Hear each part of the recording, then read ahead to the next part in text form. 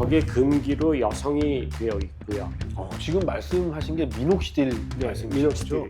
먹는 이- 미녹시딜. 먹는 바르는 것도 다 그렇게. 환자분들이 잘못 생각하시는 게 이게 뭐를 바르면은 금방금방 머리가 날 거라고 생각을 해요. 그 광고나 이상한 제품을 보면은 뭐 한 달 후에 머리가 수북히 난 거를 보거든요. 그건 전부 합성이죠. 그건 그렇게 될 수가 없거든요. 아니, 우리 집 근처에도 탈모 고수가 있었어? 대한민국을 주무르는 탈모계 전설들이 떴다. 인터넷만 보고 좋은 병원인 줄 어떻게 알아? 이 같은 돈과 시간을 아껴줄 우리 동네 탈모 치료 모발 이식 고수들, 모모형의 모노님을 찾아서. 안녕하세요, 모모형입니다. 오늘은요, 탈모계의 콜럼버스라고 할 수 있습니다. 그만큼 이 탈모계를 개척하신 분이 아닐까 할 정도로 정말 대단하신 원장님 만나뵈었는데요. 신방화역 6번 출구 나오시면 바로 있어요. SNU 장승호 피부과 의원의 장승호 원장님을 모셨습니다. 안녕하세요. 저는 그 피부과 전문의로서 SNU 피부과를 운영하고 있는 장승호 원장입니다. 얼마나 하신 거예요? 제가 그 피부과 전문의를 딴 것은 92년도입니다. 그래서 대학병원에 있다가 99년도에 개원을 해서 뭐 강남에서 주로 있다가 최근 10년 전에 신방화역으로 옮겼습니다. 와, 경력이 어마어마하시네요. 저 뒤에 감독님은 92년도에 몇 살이셨어요? 저 그때 안 태어났습니다. 안 태어났는데. 미녹시딜이 요즘 그 온라인상에서 많이 좀 이렇게 관심을 받고 있어요. 미녹시딜 성분의 포명태 바르는 제품약을 좀 많이 광고를 하고 있어요. 최근에 그 학회나 이런 데 가도 그것만 좀 크게 이렇게 해놓고 있더라고요. 포명태가 그래서 사람들이 더 이게 효과가 좋을 것이다 이런 생각들을 하는데, 액상과 포명태 어떤 게 더 효과가 좋을까요? 바르는 그 미녹시딜에 대해서 말씀을 드리면, 이제 미녹시딜이라는 것이 처음 나왔을 때에는 부작용으로 나왔습니다. 그러니까 미녹시딜이라는 것은 그 혈압약이에요. 근데 이 미녹시딜을 사용하는데 가장 어려운 거가 뭐냐면 꾸준하게 바르는 거예요. 이게 하루에 2번씩 발라야지 효과가 있는데 매일 아침 저녁으로 바르는 게 굉장히 어렵고요. 용액을 사용했을 때 머리가 이렇게 기름이 져 보이고 뻣뻣해요. 액상 내에는 프로필렌 글라이콜이라는 그런 성분이 있고, 이런 것이 이제 대표적으로 접촉 피부염 같은 것을 일으킬 수가 있거든요. 사용할 때 끈적거림이나 아니면 프로필렌 글라이콜을 제외하는 그러한 그 제품이 나온 것이 이제 폼이에요. 그래서 그런 면에 있어서 도움이 된다고 저는 생각을 하지, 뭐 폼하고 그 용액하고 그 효과 면에 있어 비교된 것은 뭐 그렇게 없고, 사실 있어도 거의 비슷한 것으로 나왔습니다. 그러니까 여성분들, 그러니까 뭐 부인이나 딸 있으면은 처방을 하겠느냐 물어봤거든요. 해외 환자분들이 그 약 설명서를 잘 안 읽으시는데 그걸 꼼꼼히 읽으시면은 거기 다 정답이 있어요. 거기에 금기로 여성이 되어 있고요. 그러니까 여성이 되어 있는 이유는 우선 뭐 생각해봤을 때 그 모든 약이 임신 시에 기형하다 할 가능성이 있기 때문에 임신 지금 되지 않았어야 되는 게 전제가 돼야지 될 거고요. 다모증이 문제거든요. 근데 남자들이야 뭐 얼굴에 지금 털 많아지는 건 문제가 없는데, 여자들 같은 경우에 막 이렇게 수염, 콧수염이나 이게 진해질 수가 있거든요. 근데 그게 진해지면서 굵어지는 거죠. 그래서 얼굴에 털이나 다른 데 많아지기 때문에, 그래서 이제 여성들에 있어서는 그 금기라고 되어 있다고 생각하시면 돼요. 지금 말씀하신 게 미녹시딜 말씀이시죠? 미녹시딜. 먹는 미녹시딜. 그리고 바르는 것도 다 그렇게. 먹는 미녹시딜은 워낙 그 약의 적용증이 탈모가 아니기 때문에 그런 건 안 적혀 있는데, 바르는 미녹시딜을 보시면 거기에 금기 여성으로 되어 있습니다. 그러면 그 포명태나 바르는 것도 혈압에 영향이 있나요? 얼마나 농도가 있느냐에 도 틀리고요. 예를 들면은 미녹시딜이라는 게 2%, 3%, 5%가 되어 있거든요. 네. 요즘은 이제 5%를 하루에 2번 사용하게 돼 있어요. 네. 근데 여성들에 있어서는 한 번으로 되어 있는 게, 그게 결국 전신 흡수가 된다는 거거든요. 전신 흡수돼서 영향을 미칠 확률은 굉장히 낮지만 전신 흡수된다는 건 아셔야 된다는 거죠. 그렇군요. 좀 조심해서 나쁠 건 없다. 근데 미녹시딜 하면은 대표적인 게 있죠. 좀 썼는데 빠졌다, 자꾸 머리가 자꾸 빠진다, 이런 증상이 나타나는 경우도 있는데, 그게 이제 뭐 쉐딩 현상이라고 하는데요.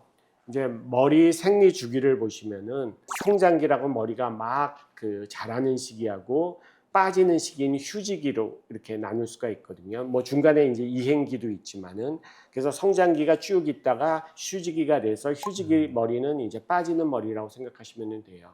미녹시딜을 사용을 했을 때 그 빠지는 머리는 휴지기가 비율이 증가되는 사람들이 있어요. 근데 휴지기라는 것은 무슨 얘기냐면 다시 머리가 생장기가 되면서 나거든요. 그러니까 빠지는 머리가 갑자기 많이 늘어나도 그 머리에서 다시 나기 때문에 겁먹으실 거는 없다는 얘기죠. 얼마나 있다가 회복이 될까요, 그러면? 환자분들이 잘못 생각하시는 게 이제 뭐를 바르면은 금방금방 머리가 날 거라고 생각을 해요. 그렇죠. 우리 그러니까 그런 기대를 많이 우리가 하죠. 뭐 휴지기 탈모가 돼갖고 머리가 다 빠져갖고 다시 머리가 자라려면 그만큼 시간을 기다리셔야 돼요. 그 광고나 이상한 제품을 보면은 뭐 한 달 후에 머리가 수북히 난 거를 보거든요. 맞아요. 그거는 전부 합성이죠. 그건 그렇게 될 수가 없거든요. 항상 제가 말씀드리는 게 이겁니다. 조심하셔야 되는 과대 광고. 사실 이제 미녹시딜에 대한 효과가 사실 이제 일반인들은 지식이 이렇게 깊지가 않잖아요. 미녹시딜이라고 하는 성분에 대해서 소문이 좀 좋게 나 있어요. 그래서 예방 차원에서도 좀 쓰겠다. 원장님 이런 거에 대해서는 어떻게 생각하시나요? 미녹시딜은 약이에요. 그러니까 약을 예방적으로 비타민처럼 드시는 거는 전혀 권하지는 않아요. 그러니까 먹는 약은 증상이 나타났을 때부터 시작하셔도 된다는 얘기예요. 무슨 얘기냐면 초기라면은 충분히 머리를 다시 원래 상태로 돌려놓을 수가 있거든요. 물론 이제 많이 진행된 경우에는 그렇지 못하죠. 그거를 정말 머리가 빠지지 않는 상태에서 예방적으로 전체를 바른다든지 그런 거는 전혀 권하고 싶지는 않습니다. 이번에는 먹는 탈모약에 관련해서 짧게 한번 질문해 보겠습니다. 그동안에 정말 탈모약 처방을 많이 해오셨을 텐데 이 탈모약 부작용은 또 어떻게? 근데 모든 약은 다 부작용이 있어요. 효과가 부작용보다 더 낫다고 생각을 하기 때문에 이제 약을 드시는 거죠. 피나나 두타스라이드는 거는 성기능에 관한 부작용이거든요. 근데 이제 성기능에 관한 부작용을 얘기를 드리면 아 내가 그런가 그렇게 생각하고 갑자기 피곤해지고 그렇게 하는데 한 1%에서 최대 2% 정도, 그러니까 100명이 먹으면 한두 명이 나타나는 것으로 되어 있고요. 되게 초기에 나타나요. 그래서 끊으면 다 돌아와요. 그러니까 심각한 부작용은 아니라는 거죠. 최소한 양으로 최대의 효과를 봐야 된다는 얘기예요. 무슨 얘기냐면 용량을 많이 드시면은 효과는 더 좋겠죠. 근데 부작용은 그에 따라서 더 높아질 거 아니에요. 그렇기 때문에 최소의 양을 먹으면서 양을 많이 먹는 거 정도의 효과를 내는 양을 조절하는 게 제일 중요하다고 생각하시면 돼요. 대개 이제 요즘 피부과에서 사용하는 양이 굉장히 소량이에요. 그래서 부작용이 나타날 가능성은 아주 적기 때문에 그냥 안전하게 많이 사용을 하고 있지만 그래도 부작용을 생각해야지 이게 영양제가 아니었기 때문에 막 주워 드시면 그리고 뭐 의사 처방 없이 막 누가 대리 처방한 걸 주워 드시거나 그러면 절대로 안 드신다는 걸 아셔야 될 것 같아요. 알겠습니다. 예. 제가 미녹시딜 먹는 걸로 좀 바꿔서 계속 먹고 예, 있어요. 반씩 쪼개져 있는데 예. 보통 그렇게 처방을 해주시나요, 원장님도? 미녹시딜이 한국에서 나오는 거는 5mg입니다. 보통 이제 혈압약으로 먹는 거는 한 알이 아니라 보통 뭐 10알까지도 먹거든요. 그러니까 굉장히 많이 드시는 거죠. 혈압약으로. 근데 탈모약으로 사용할 때에는 그 한 알에 4분의 1 또는 5분의 1 정도 드셔도 즉 1mg이나 1.25mg으로 스터디 그러니까 임상 연구된 결과를 봐서 효과가 있다는 거예요. 사이토카인 요법에 대한 얘기를 안 할 수가 없어요. 사이토카인 요법에 대해서 사실 피부과 전문의들과 같이 모여 계실 때 강의도 하시고 사이토카인 요법에 대해서 사이토카인 요법이 어떤지 제가 사실은 이제 모발 치료를 초반에 정립했을 때 농사에 이제 비교해서 말씀을 드리거든요. 우선 맨 처음에 농사를 지으려면 씨를 뿌리셔야죠. 그 씨를 심는 게 모발 이식이에요. 그리고 벼가 자라려면은 여러 가지 영양제가 필요하죠. 그러니까 그 영양제가 사이토카인이라고 생각하시면 돼요. 모든 피부나 머리가 자라려면 성장인자라는 게 필요하거든요. 그래서 성장인자가 잘 공급이 되면 머리가 잘 자라는 거죠. 그렇지만 머리 뿌리가 없는, 즉 씨를 뿌려놓지 않은 상태에서 사이토카인을 암만 뿌려봤자 뭐 아무것도 없으니까 안 자라죠. 근데 씨가 있는 상태에서 그런 사이토카인이라는 성장인자를 줬을 경우에는 상당히 잘 자라고요. 그다음에 이제 벼가 자라다 보면은 여러 가지 그 병충해, 뭐 병균이 있을 거 아니에요. 그럴 때 그 병균을 죽이는 약이 그 먹는 약이라고 생각하시면 돼요.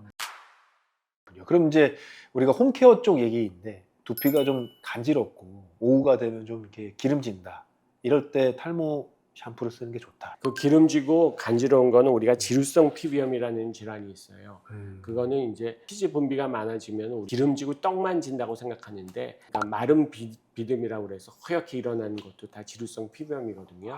근데 그런 지루성 피부염이 탈모에 전에 나타나는 현상이라고 느껴지는 경우가 꽤 많아요. 그러니까 무슨 얘기냐면 그 병에 의해서 탈모가 일어나지는 않지만은 그런 후에 탈모로 진행되는 거 꽤 있어갖고 그런 때부터 좀 관심을 가지라고 얘기를 하는 거죠. 지루성 피부염에 사용하는 그런 샴푸들이 있어요. 염증을 좀 완화시키는 그런 목적, 그리고 그 간지러움, 소양증을 좀 완화시키기 위한 그런 지루성 샴푸도 나오기 때문에 치료 목적보다도 꾸준히 사용하셔서 예방하면서 유지하시는 목적으로 사용하실 걸 권해드려요. 자, 마지막으로 우리 그 탈모로 고통받고 있는 분들을 위해서 마지막 한 말씀 해주시면 어떨까요?